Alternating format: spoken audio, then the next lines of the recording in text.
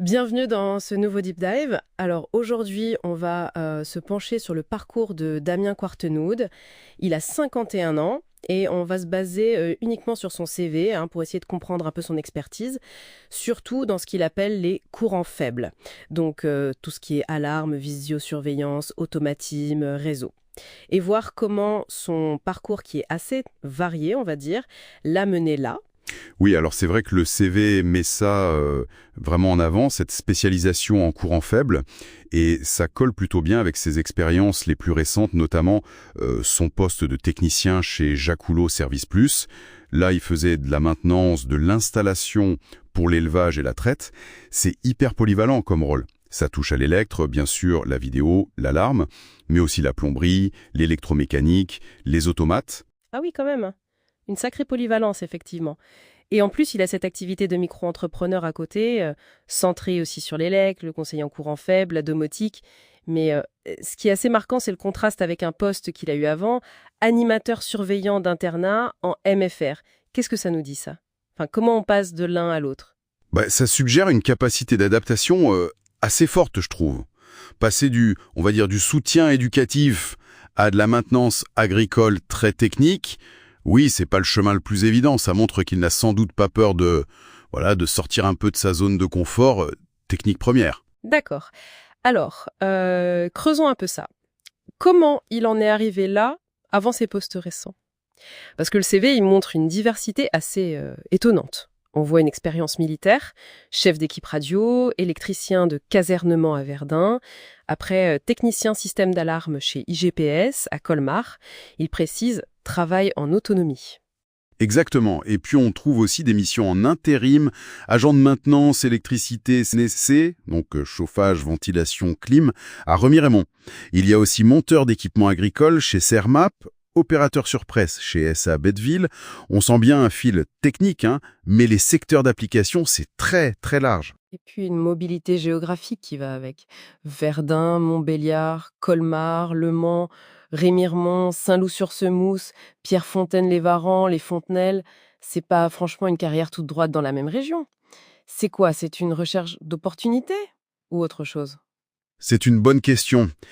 Le CV, bon, il le dit pas comme ça, mais il mentionne une chose, une passion pour les courants faibles et l'informatique depuis le début, et qu'il suit leurs évolutions. Donc, malgré les détours, industrie, agriculture, armée, éducation, ce fil rouge technique, il semble bien là. C'est peut-être pas tant de l'instabilité, mais plutôt une façon d'enrichir cette compétence centrale ou de saisir des opportunités, tout simplement. D'accord. Et cette passion, ce n'est pas juste une déclaration d'intention, si je comprends bien. Il y a une formation derrière. Tout à fait. Et c'est un point clé, je pense. Le brevet professionnel de technicien en automatisme, obtenu à l'AFPA au Mans. C'est un niveau 4, une formation assez longue, 1560 heures, et ça couvre pile poil ce qu'il met en avant. Électricité bâtiment et industriel, automatisme, GTB-GTC, sécurité contrôle d'accès, vidéo, domotique. Donc ça vient vraiment ancrer son expertise. C'est pas juste de l'autodidactie pure. Et là, on arrive à un point très concret. Il l'écrit noir sur blanc. Plus d'une centaine d'installations de vidéosurveillance à mon actif. Ça, c'est du quantifiable. C'est une expérience pratique assez solide dans son domaine favori. Il ajoute aussi qu'il est outillé, qu'il a une grande faculté d'adaptation, d'auto-formation et même l'aptitude aux travaux en hauteur. Des détails importants. Oui, tout à fait.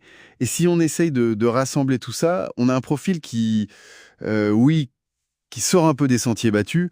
On a cette expertise technique pointue, cette passion pour les courants faibles qui est confirmée par la formation et l'expérience chiffrée, comme tu disais. Mais cette expertise, elle s'insère dans un parcours beaucoup plus vaste, beaucoup plus large, avec une capacité d'adaptation qui semble vraiment impressionnante.